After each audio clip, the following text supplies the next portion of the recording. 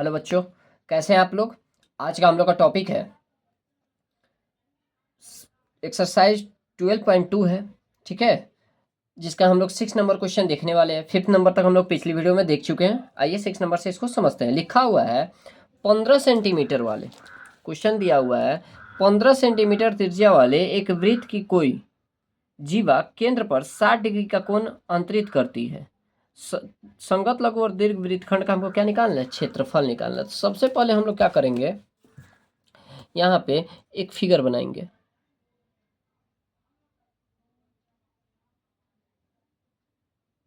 एक फिगर बनाएंगे जिसमें 15 सेंटीमीटर वाले त्रिज्या लेंगे। एक 15 सेंटीमीटर का क्या लिए, एक त्रिज्या, ये 15 cm का है। ठीक है, उसका कह रहा है 60 डिग्री का कोण अंतरित करती है। तो 60 डिग्री का कोण के लिए हमको क्या करना पड़ेगा, एक और त्रिज्या लेना पड़ेगा। और इसके बीच में कितने डिग्री, 60 डिग्री का कोण अंतरित कर दिए। जब 60 डिग्री का कोण अंतरित कर दिए तो यहाँ पे जरा ध्यान दीजिएगा। अब इसमें कहा जा रहा है कि संगत लघु और दीर्घ वृत्तखंड निकालना। तो वृत्तखंड निकालने के लिए हमारे पास एक जीवा होना चाहिए। तो ये दोनों को मिला दिए जीवा। ठीक है, तो यहाँ जरा ध्यान दीजिएगा, ये एक त्रिभुज बन गया। इसको ओ मान लेते हैं, इसको ए मान लेते हैं, इसको बी मान लेते हैं, और ये वाला जो चाप है इसको पी मान लो। ठीक है, तो यहाँ जरा ध्यान दीजिएगा, ओ ए बी एक क्या हो गया, त्रिभुज है। और ओ ए पी बी एक क्या है, त्रिज्यखंड है। ठीक है, अब मेरे पास त्रिज्या क्या दिया हुआ है, त्रिज्या आर बराबर कितना दिया है, 15 सेंटीमीटर। थीटा बराबर क्या दिया है, 60 डिग्री। तो हमको सबसे फर्स्ट निकालना है लघु वृत्तखंड। क्या निकालना है, 1 नंबर में लघु वृत्तखंड का क्षेत्रफल। तो लघु वृत्तखंड का क्षेत्रफल बराबर क्या होगा। तो बाबू आप लोग को पता है, लघु वृत्तखंड निकालने के लिए लघु वृत्तखंड आपका ये वाला पार्ट हो गया, ए पी बी जो दिया हुआ है ना, दिख रहा है ना, ए पी बी, ये वाला पार्ट मेरा क्या हो गया, लघु वृत्तखंड। तो लघु वृत्तखंड निकालने के लिए हमको क्या करना पड़ेगा, ये त्रिज्यखंड का क्षेत्रफल मतलब ओ ए पी बी का क्षेत्रफल माइनस किसका, ओ ए बी का क्षेत्रफल को क्या करेंगे, माइनस कर देंगे तो मेरा निकल जाएगा। तो आइए समझते हैं। सबसे पहले यहाँ पे लघु वृत्तखंड का क्षेत्रफल निकालने के लिए क्या करेंगे, त्रिज्यखंड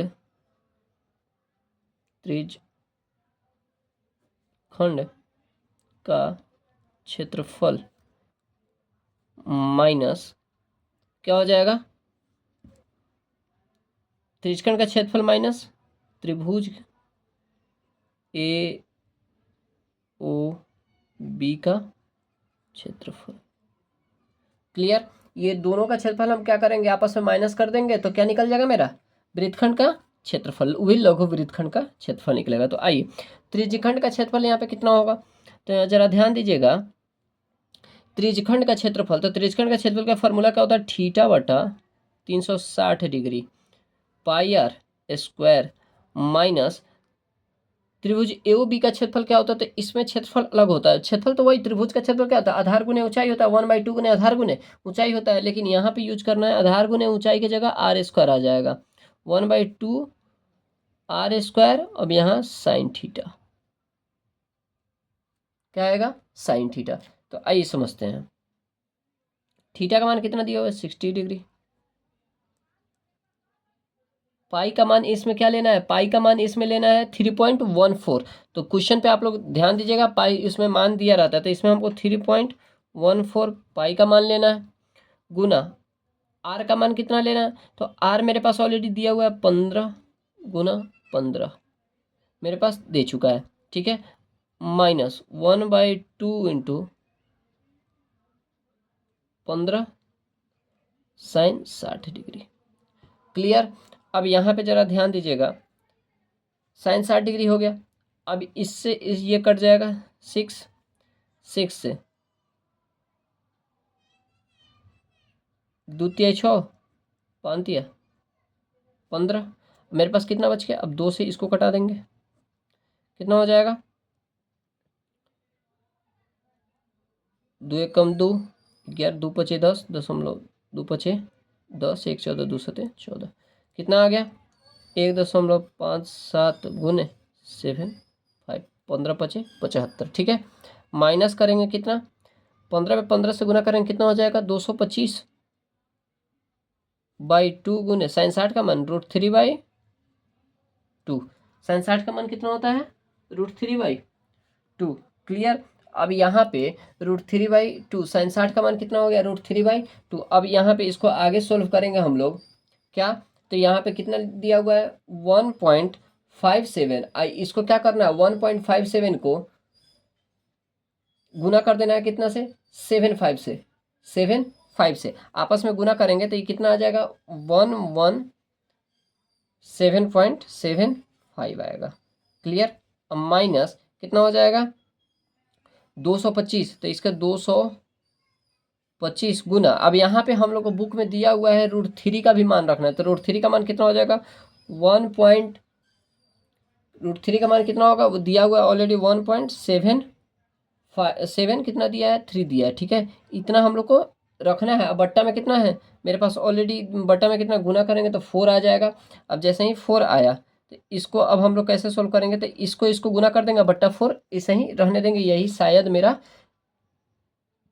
आंसर भी हो जाएगा। क्लियर। तो कैसे करेंगे इसको बताइए।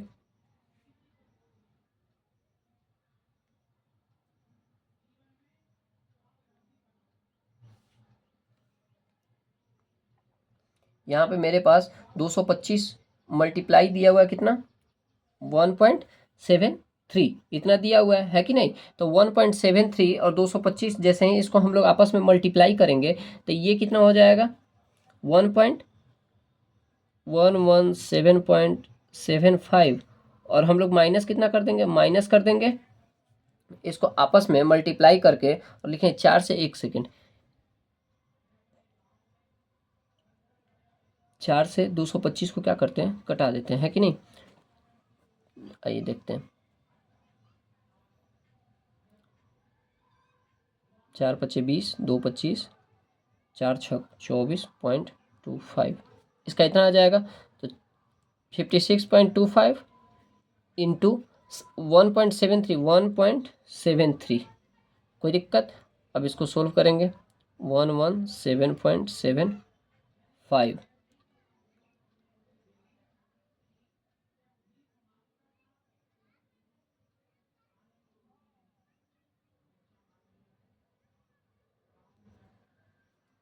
क्लियर। अब माइनस इसको मल्टीप्लाई करना है कितना, 56.25 इंटू, तो कितना हो जाएगा 56.25 को हम लोग अगर मल्टीप्लाई करते हैं 1.73 से, 1.73 से तो कितना हो जाएगा 56.25 को अगर हम लोग मल्टीप्लाई किए कितना से 1.73 से, है ना, 1.73 से तो कितना आएगा 97, कितना आ जाएगा 97.31, इसको कितना मान लेते हैं 312 मान लेते हैं,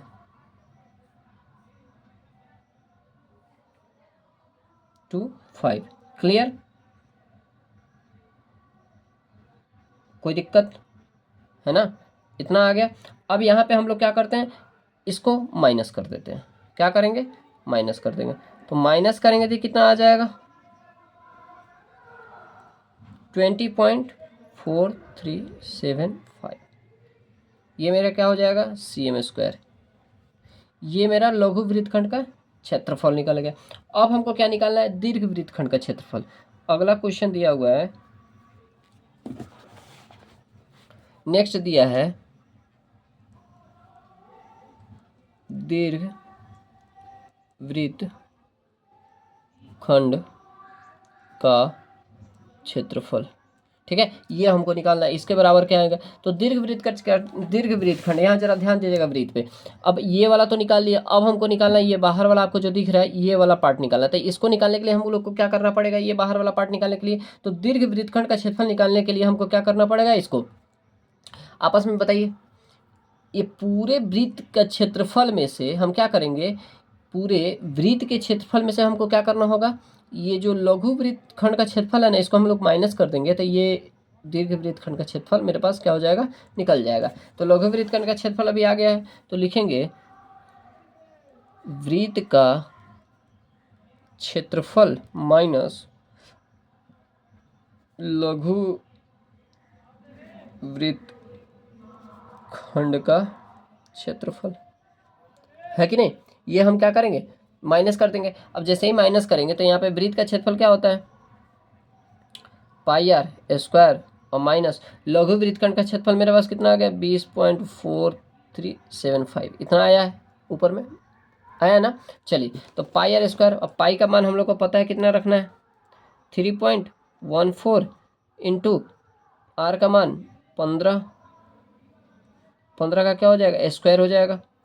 अब जैसे ही 15 का स्क्वायर माइनस 20.4375, अब 15 का स्क्वायर कितना होता है, 3.14 इंटू 225 होगा, क्लियर। अब माइनस कर देंगे किसको, 24375 हो जाएगा। अब इसको आपस में क्या करेंगे, मल्टीप्लाई, इसको मल्टीप्लाई करेंगे तो मेरे पास कितना आ जाएगा, 706.5 माइनस 20.4375, ये मेरे पास आ गया। अब इसको आपस में क्या करेंगे, माइनस कर देंगे। जैसे ही माइनस करेंगे तो आ जाएगा 686.0625 cm स्क्वायर।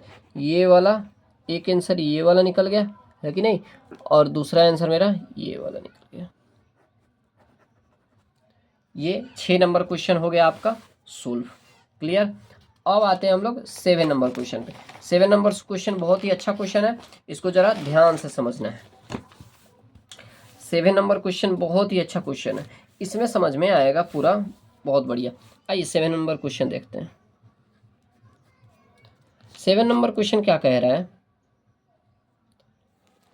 देखिए, त्रिज्या 12, त्रिज्या कितना 12 वाले एक वृत्त की कोई जीवा केंद्र पर 120 डिग्री का कोण अंतरित करती है। तो संगत वृत्तखंड का क्षेत्रफल ज्ञात करना है। 120 डिग्री का कोण बना था बाबू। अब 120 डिग्री का, यहाँ पे हम लोग तो 90 तक तो पढ़े हुए थे, अब 120 डिग्री का कोण कैसे निकलेगा। तो आइए सबसे पहले यहाँ पे एक वृत्त,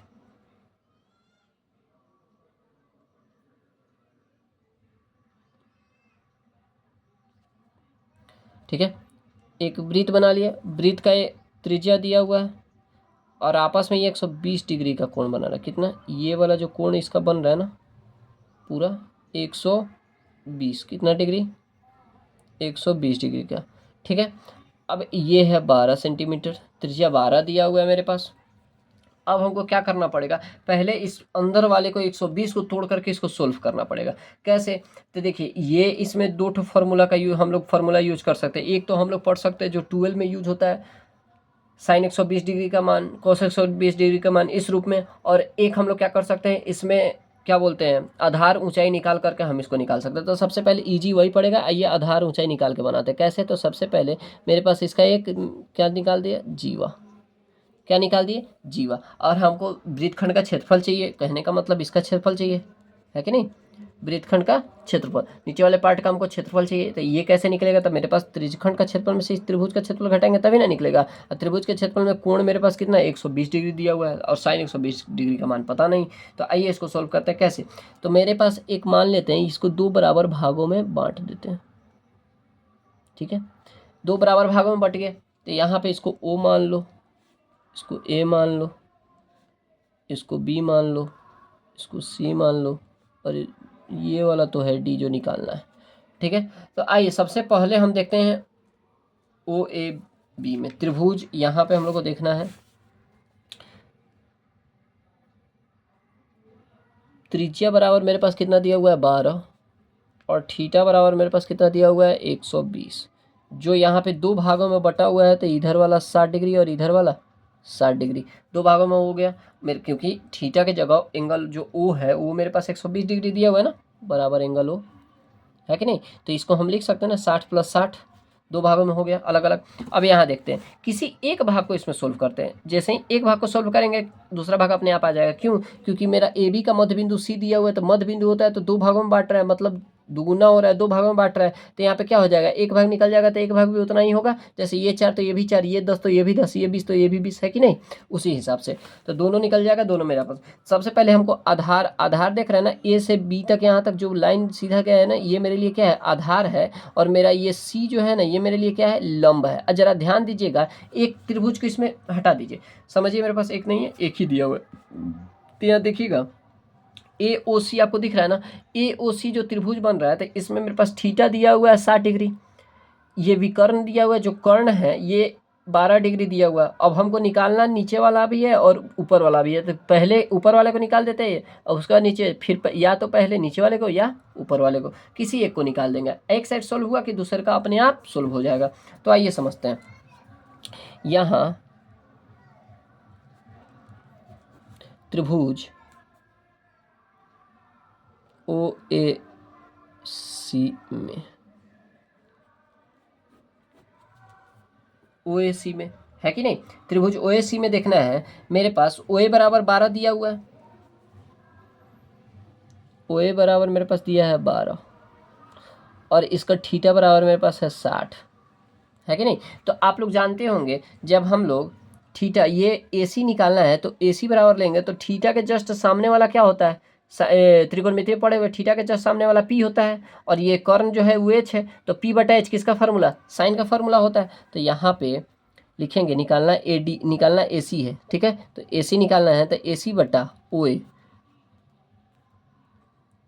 ए सी बटा ओ ए बराबर हो जाएगा साइन थीटा, है कि नहीं। तो ए सी का मान कितना दिया हुआ है, ए सी का मान नहीं है, तो ए सी बटा ओ ए का मान कितना दिया हुआ है, तो ओ ए का मान है 12, बराबर हो जाएगा साइन थीटा का मान, साइन 60 डिग्री होगा। तो ए सी बटा 12 बराबर साइन 60 का मान √3/2। अब 2 दिया हुआ है, तो ये 2 से ये 6, तो ए सी का मान कितना हो गया, 6√3।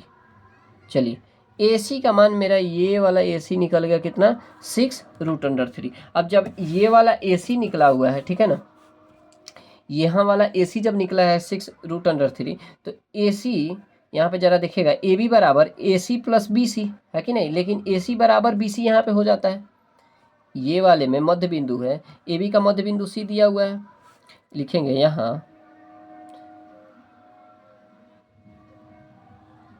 यहाँ ए बी का मध्य बिंदु सी है, चूंकि ए बी का मध्य बिंदु सी है, इसलिए ए बी बराबर ए सी बराबर क्या हो जाएगा, बी सी, ए सी बराबर बी सी। और जैसे ही ए सी बराबर बी सी, तो ए सी का मान 6√3 आया, तो बी सी का मान भी 6√3, और ए बी बराबर क्या होता है, ए बी बराबर क्या हो जाएगा, पूरा निकालेंगे तो ए सी प्लस बी सी होगा। अब दोनों का मान मेरे पास कितना दिया हुआ है, 6√3 प्लस 6√3, मतलब कितना हो जाएगा, दोनों का 6√3 मेरे पास दे चुका है कि नहीं। तो दोनों को आपस में क्या करेंगे, जोड़ देंगे, तो दोनों को आपस में जोड़ेंगे तो 6×6 12√3। ये मेरे पास क्या आ जाएगा, ए बी का मान आ गया। चलिए, आधार निकल गया, अब हमको लंब ये वाला निकालना है। लंब निकालना है तो बाबू लंब के लिए कौन सा फॉर्मूला, एक हटा देते हैं, अब लंब निकालना है, तो ये वाला लंब निकालना है। तो लंब के लिए यहाँ पे थीटा के जस्ट बगल वाला जो लाइन होता है ना, वो क्या होता है, वो क्या हो जाएगा, इसके लिए ये आधार हो जाएगा। तो अब आधार, और यहाँ पे कर्ण दिया होता है, आधार बटा कर्ण cos थीटा होता है। तो अब यहाँ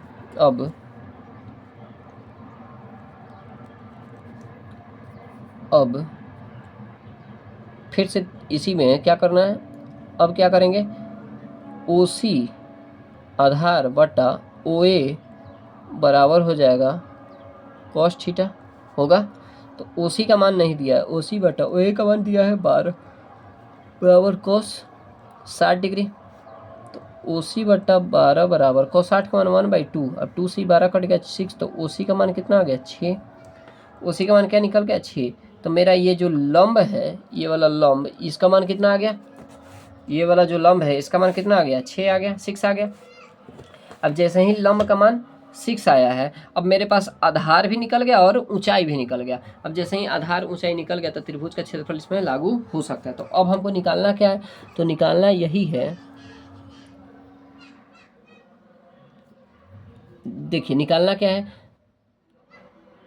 तो संगत वृत्तखंड का क्षेत्रफल। क्या निकालना है, वृत्तखंड का क्षेत्रफल, वृत्तखंड का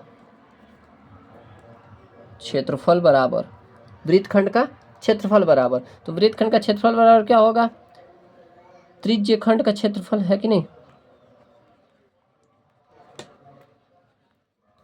त्रिज्य खंड का क्षेत्रफल माइनस त्रिभुज का क्षेत्रफल, यही होगा ना, माइनस त्रिभुज का क्षेत्रफल। तो कौन सा त्रिभुज, AOB, AOB का त्रिभुज का क्षेत्रफल। तो यहाँ जरा ध्यान दीजिएगा, त्रिज्य खंड का क्षेत्रफल, त्रिज्य खंड का क्षेत्रफल क्या हो जाएगा मेरे पास, तो त्रिज्य खंड का क्षेत्रफल क्या हो जाएगा, थीटा बटा 360 degree pi R square minus त्रिभुज का क्षेत्रफल 1/2 गुने, अब इस पर हो जाएगा आधार गुने ऊंचाई, आधार गुना ऊंचाई होगा, आधार गुना ऊंचाई। अब यहाँ पे थीटा बटा 360 गुने आधार गुने ऊंचाई का फॉर्मूला यूज करेंगे हम लोग, तो इसमें इतना फॉर्मूला यूज होगा, तो थीटा का मान 120 डिग्री, ठीक है। अब 120 डिग्री हो जाएगा, हम सो सॉरी, थोड़ा लाइट्स का दिक्कत हो गया, लाइट कट गया है। चलो देखते हैं, 1/2 गुने आधार गुने ऊंचाई हो गया, क्लियर। अब यहाँ पे थीटा बटा 360 डिग्री दिया हुआ है, तो थीटा का मान मेरे पास कितना ऑलरेडी है, 120 डिग्री बट्टा 360 डिग्री गुना, अब इसमें क्या करना है, अब इसमें कहिएगा सर 22/7 का मान, हाँ तो इसमें भी हम लोग को क्या कर देना है, 7 नंबर क्वेश्चन में 22/7 का मान क्या करना है, पाई का मान 3.14 रखना है, पाई का मान 3.14 रख देना है, क्लियर। अब जैसे ही पाई का मान 3.14 रखेंगे, गुना आर का मान 12 का स्क्वायर माइनस 1/2 गुने आधार मेरे पास कितना दिया हुआ है, तो आधार, अब अभी ऊपर वाला ये जो निकाले हैं, अभी जोड़े हैं, ये नीचे वाला आपको जो दिख रहा है AB, ये आधार ही है ना, और ये क्या है, OC जो है इस पे लंब है, तो आधार हो जाएगा AB 12√3 गुना लंब कितना आया है, 6 आया है, OC 6 हो गया, 12×3 = 36, 3 से ये कट गया, थैंक गॉड लाइट आ गई। चलिए कितना हो जाएगा, 12×3 = 36, 3 आ गया। अब 3 से यहाँ पे देखिएगा